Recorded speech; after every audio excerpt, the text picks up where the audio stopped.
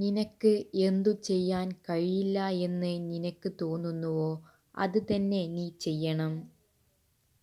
ദേഷ്യവും സങ്കടവും നിയന്ത്രിക്കാൻ കഴിയാത്തവരെ ഒരിക്കലും അകറ്റി നിർത്തരുത്. കാരണം അവരുടെ സ്നേഹം അത്രത്തോളം സത്യവും അതിരില്ലാത്തതും ആയിരിക്കും. ജീവിതത്തിൽ സംഭവിച്ചതിനെ ഓർത്ത് ഒരിക്കലും പശ്ചാത്തപിക്കരുത്. അത് മാറ്റാനോ പഴയപടി ആക്കാനോ മറക്കുവാനോ നമുക്ക് കഴിയില്ല. അതുകൊണ്ട് അതൊരു പാഠമായി എടുത്ത് മുന്നോട്ട് പോവുക. വിജയത്തിൻ്റെ തൊട്ടുമുൻപിൽ എത്തിയെന്ന് തിരിച്ചറിയാതെ പരിശ്രമം അവസാനിപ്പിക്കുന്നതാണ് ഏറ്റവും വലിയ പരാജയം എന്ന് പറയുന്നത്.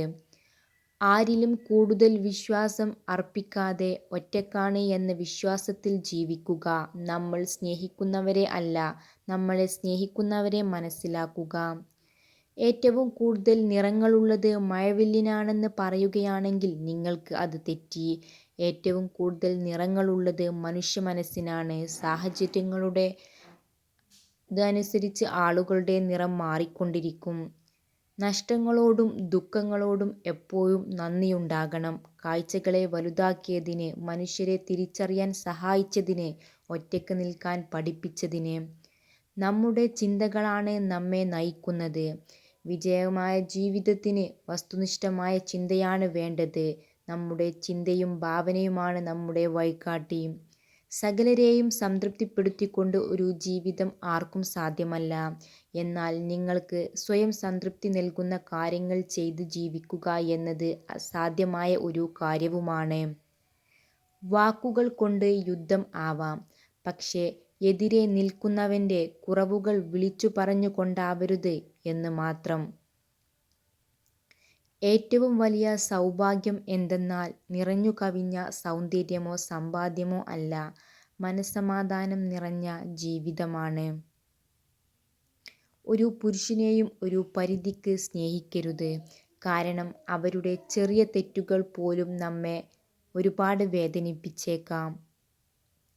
അക്ഷരങ്ങൾ നിരത്തി വെച്ച് എന്തും നമുക്ക് വായിക്കാം. വായിക്കാൻ കഴിയാതെ പോകുന്ന ഒന്നുണ്ടെങ്കിൽ അത് മനുഷ്യൻ്റെ മനസ്സ് മാത്രമാണ്.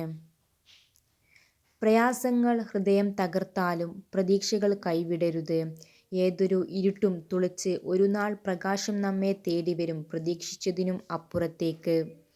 ചില ബന്ധങ്ങൾ അതിരുകടന്നാൽ അവസാനം ഒരുപാട് വേദനകൾ നമുക്ക് സമ്മാനിക്കും. പക്ഷേ അതിനൊരിക്കലും അവരെ കുറ്റപ്പെടുത്തരുത്. കാരണം നമ്മൾ തന്നെയാണ് അതിനുള്ള അവസരം നൽകിയത്. നിങ്ങൾ ഇഷ്ടപ്പെട്ട വ്യക്തിക്ക് തിരിച്ചും നിങ്ങളെ ഇഷ്ടമുണ്ടോ എന്നറിയാൻ നിങ്ങൾ പുഞ്ചിരിക്കാതെ കടന്നു പോവുക എന്ന് സൈക്കോളജി പറയുന്നു. നിങ്ങളെ ആക്രമിക്കുന്ന ശത്രുവിനെയല്ല നിങ്ങൾ ഏറ്റവും ഭയപ്പെടേണ്ടത്, നിങ്ങളെ കെട്ടിപ്പിടിച്ച് സ്നേഹം നടിക്കുന്ന വ്യാജ സുഹൃത്തിനെയാണ്. ജാഗ്രതയോടെ മാത്രം സുഹൃത്തുക്കളെ കണ്ടെത്തുക. എല്ലാ മനുഷ്യർക്കും കുറവുകളുണ്ട്. എല്ലാ ജീവിതങ്ങൾക്കും സങ്കടങ്ങളുണ്ട്. ഉള്ളത് എന്താണ് അത് സന്തോഷത്തോടെ അംഗീകരിക്കുക. വീഡിയോ ഇഷ്ടപ്പെട്ടാൽ please like, share and subscribe my channel. Thanks for watching.